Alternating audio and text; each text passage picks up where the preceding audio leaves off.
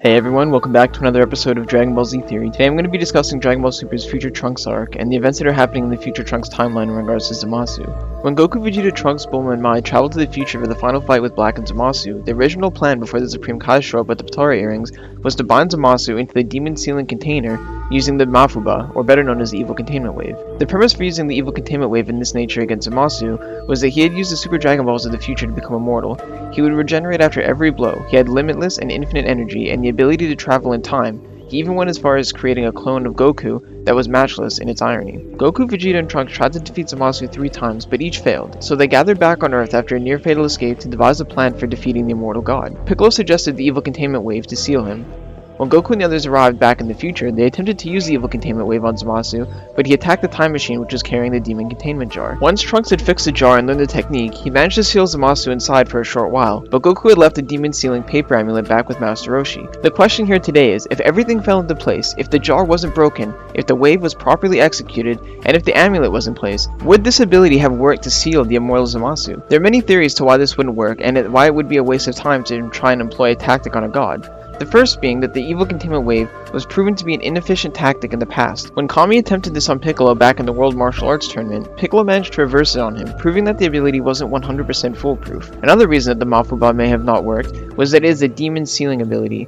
The reason that it worked in the past was that it was used on demons. Zamasu is a god, or at the very least a Supreme Kai. The Evil Containment Wave contains evil beings, and although Zamasu was a destructive force, it's hard to say that his principles and morals were not to eventually bring justice, peace, and prosperity to the universe. Humans do evil things all the time.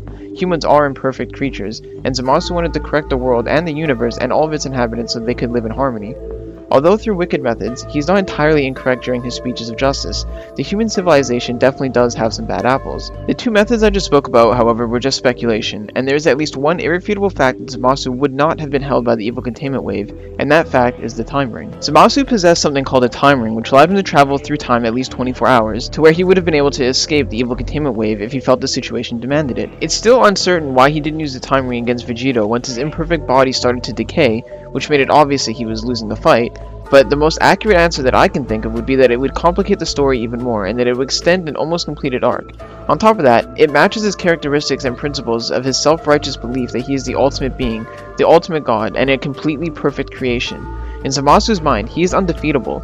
He is at the pinnacle of power. Zamasu's morals were so far beneath him, he would have so much disgust in himself, and it would refute everything that he said about himself being superior to all if he were to have to use an ability of a ring to defeat a mortal Saiyan, after all he preached about being a god.